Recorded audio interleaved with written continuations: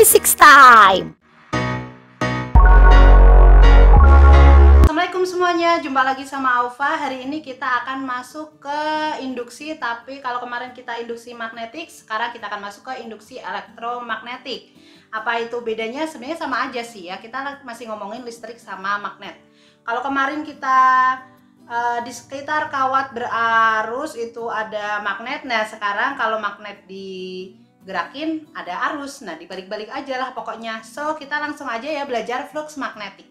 Sebelum ke yang dituju ya gitu ya, flux magnet, kita kesini dulu. Kalian pernah nggak sih mainan sepeda, terus habis itu lampu di sepeda kalian hidup? Nah, apakah lampu itu kalian kasih baterai? Enggak ya, di sini dia timbul karena adanya gerak kaki kita gitu ya, kita menggerakkan.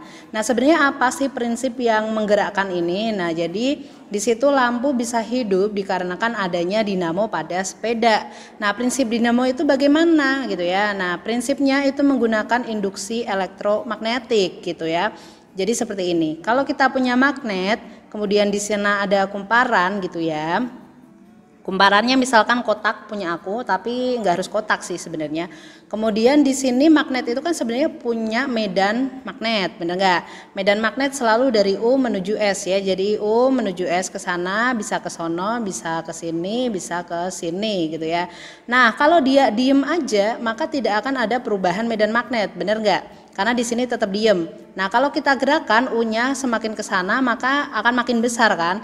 Ini kalau gerak ke sana makin kecil. Nah perubahan magnet itu ternyata menimbulkan yang disebut dengan arus induksi. Arus induksi inilah yang menghasilkan si listrik tadi ya gitu ya.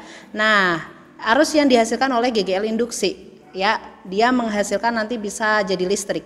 Oke, nah GGL induksi itu apa? Gaya gerak listrik induksi itu adalah gaya gerak yang ada di ujung-ujung penghantar karena ada perubahan medan magnet. Oke, jadi poin utamanya harus ada perubahan magnet, makanya ada listrik. Jadi gejala timbulnya arus listrik pada suatu penghantar karena pengaruh medan magnet yang berubah, itulah yang disebut dengan induksi elektromagnet. So kita ke bahasan pertama yaitu flux magnet ya. Jadi flux magnet itu hampir sama kayak flux listrik gitu ya. Cuma kalau di sini kita ngomonginnya adalah medan magnet. Jadi kalau ada punya luasan ya kita, luasan yang luasnya adalah A, kemudian kita tembusin sama medan magnet gitu ya. Medan magnet yang besarnya adalah B. So kita akan punya yang namanya flux magnet yang besarnya itu Pi sama dengan B dot A. Hati-hati. Hampir sama dengan yang listrik, kalau listrik E dot A, kalau ini B dot A ya. Sama perkalian dot itu menggunakan cos ya, jadi BA cos theta. Inilah keterangannya ya, hati-hati flux magnet satuannya Weber. Nah ingat theta itu adalah sudut antara B dengan normal bidang. Kalau normal bidang berarti kita harus gambar dulu, contohnya seperti ini ya.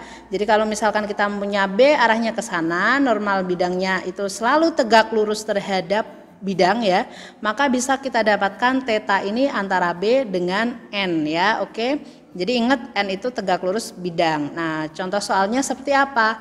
Ini dia contohnya ya. Sebuah permukaan persegi luasnya 100 cm kuadrat diletakkan pada suatu daerah medan magnetik 2 kali 10 pangkat min 3 Tesla. Tentukan flux magnet jika medan magnet searah bidang, medan magnet tegak lurus bidang, atau membentuk 30 derajat terhadap bidang. Nah biasanya kalau di soal-soal itu terhadap bidang ya, bukan terhadap normal. So apa yang kita selesaikan ya, apa yang kita selesaikan dahulu ya, kita kerjain dulu ya. Di sini aku nggak nulisin diketahui ditanya jawab, it's okay karena kalian udah tahu ini A, ini adalah B. Oke, yang penting di sini adalah nentuin tetanya. Kita ke A dulu ya. Jadi kalau ini ada bidang, kemudian medan magnet searah bidang, berarti dia ke sana ya. Sekarang normalnya kemana? Ternyata ke sini.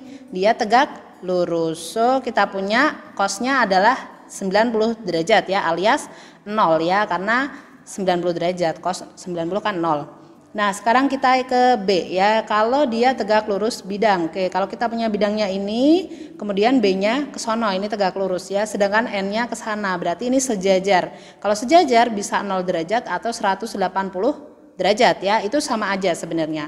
Sehingga BA cos 0 derajat ya, cos 0 adalah 1 ya, B-nya masukin aja. A-nya masukin jadiin meter kuadrat ya, jadi SI. So kita dapat 2 kali 10 pangkat min 5 Weber. Oke. Kita ke yang C, membentuk 30 derajat terhadap bidang. Nah, berarti di sini ada 30 derajat ya di sebelah sini, kemudian N-nya adalah ke sana sehingga kita dapetin ya. Theta itu bukan antara B dengan bidang, tapi B dengan N. Maka kita cari di sini. So dia adalah 60 derajat. Karena di sini 60, kita dapat BA cos 60 derajat ya. Cos 60 itu setengah kali 2 itu habis ya 1. So jawabannya adalah 10 pangkat min 5 Weber. Itu tadi bahasan kita tentang flux magnet. Habis ini kita masih ada ya, karena kita belum bahas ya kalau tadi digerak-gerakin itu akan bagaimana seperti itu ya.